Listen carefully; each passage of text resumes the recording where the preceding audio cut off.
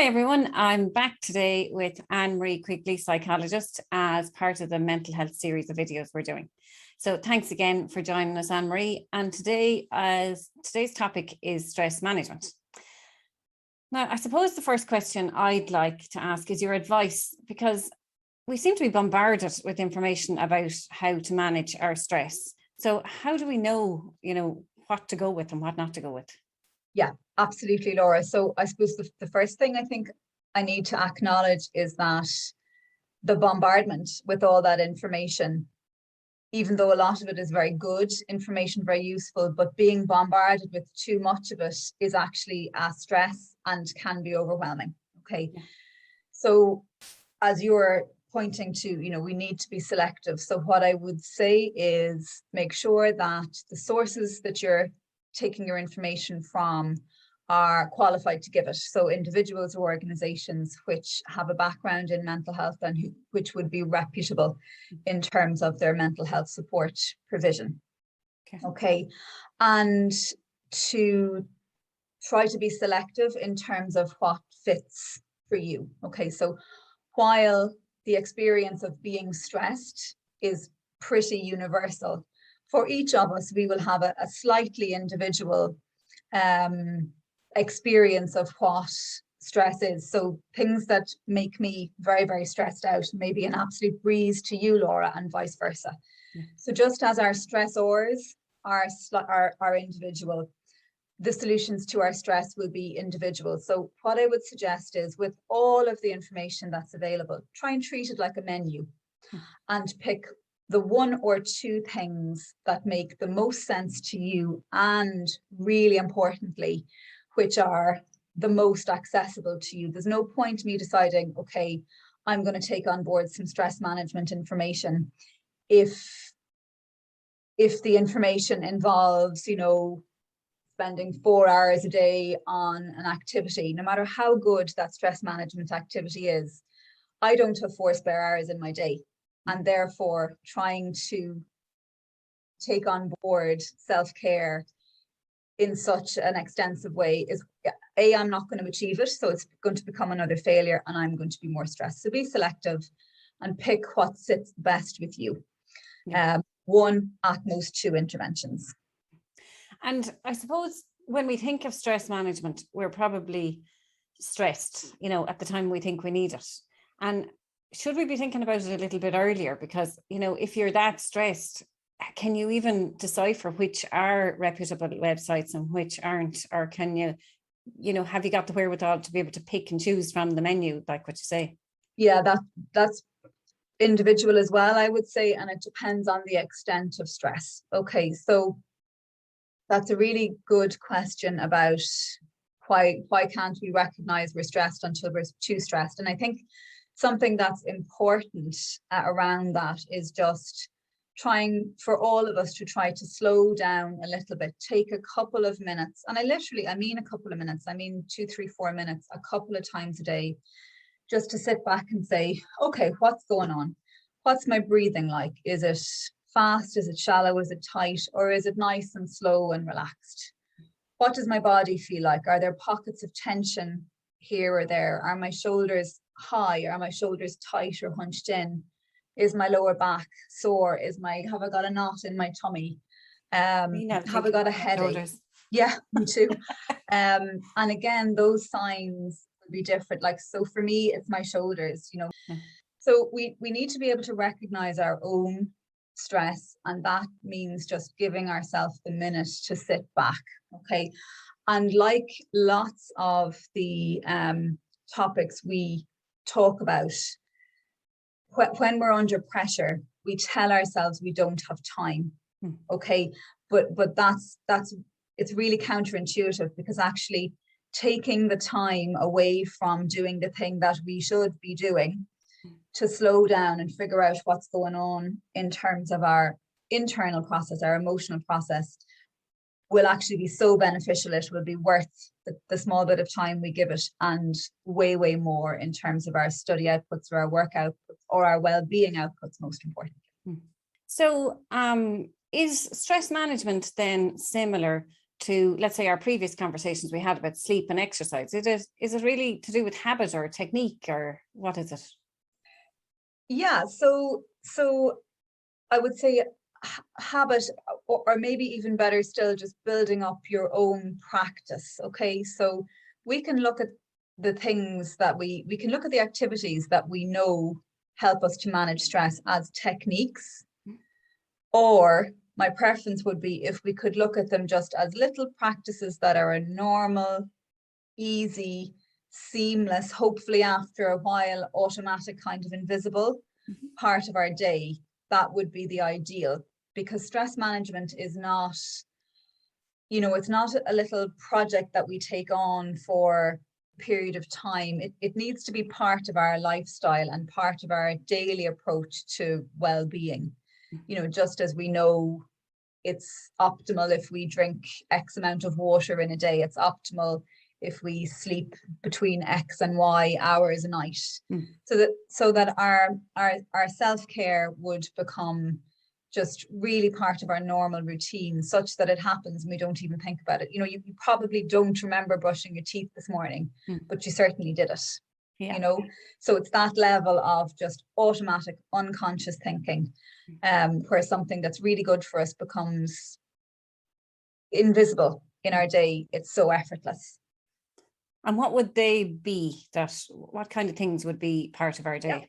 Yeah. So recognizing your stress. So we've talked about that already. Recognizing what for you is a sign of stress, naming it, understanding that it is a normal response to something in your environment that's overwhelming you, and then choosing those one or two activities or practices from, if we could call it a self-care menu, or a menu of stress management activities. So on that menu we would have physical movement. Okay, I really deliberately say physical movement. We've talked about this before, rather than exercise. Exercise conjures up the notion of training for a marathon, which if you're doing that, fair play to you, that's fantastic, but we can't all do that, nor are we all interested in it.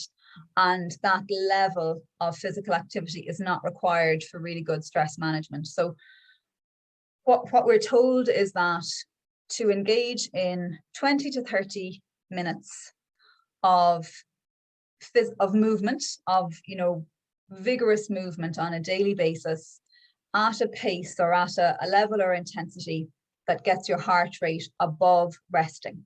So an example of that would be going for a walk that is brisk enough that you're starting to get a little bit warm, that you'd be, starting to break a little bit of sweat towards the end of the walk, but you're perfectly well able to carry out a conversation, so you're not breathless. Okay, so that's enough. Okay. And for lots of people, that's really, really accessible. Okay, or an equivalent activity that mean the same amount of physical exertion. And remember, we're talking about movement, not exercise. So that would include all the outdoor activities. It would include doing a YouTube workout at home. It would include doing, a really good hoover of your house, gardening, dancing, any activity that's fun for you. If you had a really messy room or space to clean up and you were doing a tidy up that required bending down to pick up and put things on shelves and moving things around, that would do it for you. Okay.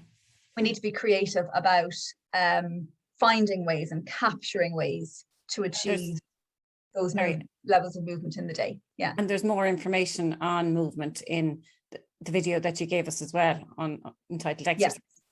Yeah. As well as that, communication is really important. Okay, and this is one that's maybe not always captured, I think.